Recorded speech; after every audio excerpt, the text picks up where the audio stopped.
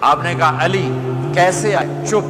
پھر آپ نے خود کہا فاطمہ کے رشتے کے لیے آئے ہو؟ کہا جی ہاں۔ تو آپ نے کہا انشاءاللہ۔ جبریل کے آنے کے بعد بھی کہا انشاءاللہ، یہ نہیں کہا بس ٹھیک ہے ہو گیا ڈن، وہی آ گئی ہے ڈن، نہیں نہیں نہیں نہیں۔ آپ اٹھ کے گھر چلے گئے، علی باہر نکل گئے، باہر صحابہ کھڑے تھے، کہنے لگے کیا ہوا؟ علی کہنے لگے انکار ہو گیا۔ وہ کہنے لگے کیسے؟ کہ کچھ کہا ہی نہیں۔ عبد الرحمن بن عوف کہنے لگے کچھ کہا تھا؟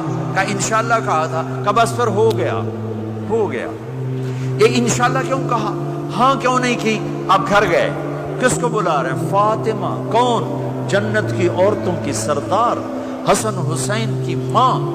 جنت میں نور کی چمک اٹھے گی، جنتی پوچھیں گے یہ نور کیسا ہے؟ کہا جائے گا اوپر کی جنت میں علی و فاطمہ مسکرائے ہیں، ان کے دانتوں کے نور سے جنت جگمگائی ہے۔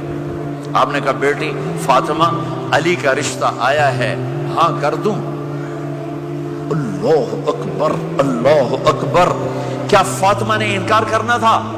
کیا فاطمہ نے انکار کرنا تھا؟ بیٹی علی کا رشتہ آیا ہے، ہاں کر دوں؟ بیٹی فاطمہ ہو، رشتہ علی کا آیا ہو، اوپر سے جبریل آ چکا ہو، آپ محمد مصطفیٰ صلی اللہ علیہ وسلم ہوں، اور پھر وہ جا کے پوچھیں ہاں کر دوں؟ میرے بھائیو مجھے نہیں پتا یہاں معاشرت کتنی کو بدلی ہے، لیکن ہمارے ہاں بیٹیوں سے نہیں پوچھا جاتا، اور دیہاتوں میں بچوں سے بھی نہیں پوچھا جاتا، بات تیرا کر دیتا ہے ہن بھاویں تو من یا نہ من۔ تمہاری بیٹی کا حق ہے کہ وہ کہے میں کروں گی، میں نہیں کروں گی۔ تمہارے بیٹے کا حق ہے وہ کہے میں کرتا ہوں، میں نہیں کرتا۔ اللہ کے واسطے ماں باپ سے کہتا ہوں جبر مت کرو، جبر مت کرو۔ بچوں سے کہتا ہوں اللہ کے واسطے لو میرج کے چکر میں مت پڑو، یہ دھوکہ ہے، یہ خواب ہے، یہ خواب ہے۔ زندگی اخلاق سے گزرتی ہے، شکلوں سے نہیں گزرتی، شکل و صورت سے نہیں زندگی گزرتی، اخلاق سے گزرتی ہے۔ دو واقعے اوپر نیچے ہوئے، ایک خاتون میرے پاس آ کے پھوٹ پھوٹ کے رونے لگی، کہا مولانا میرا خامد کھربوں پتی ہے، اربوں پتی نہیں کھربوں پتی ہے، اور زبان اتنی گندی ہے کہ مجھے اس نے زندہ مار دیا ہے۔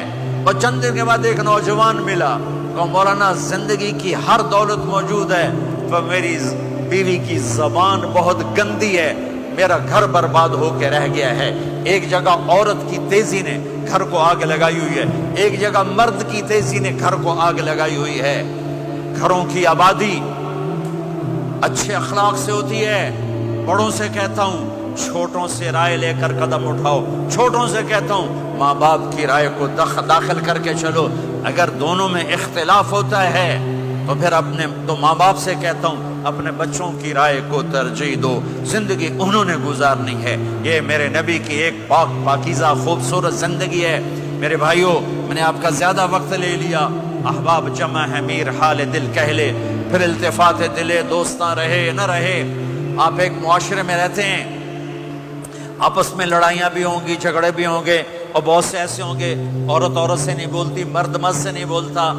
ایک بات آپ سب سے کہتا ہوں، یہاں سے اٹھ کر سب ایک دوسرے کو جو لڑے ہوئے صلح کر لینا، ایک دوسرے کو معاف کر دینا، ایک دوسرے کے گلے لگ جانا، ایک دوسرے سے درگزر کا معاملہ کر دینا۔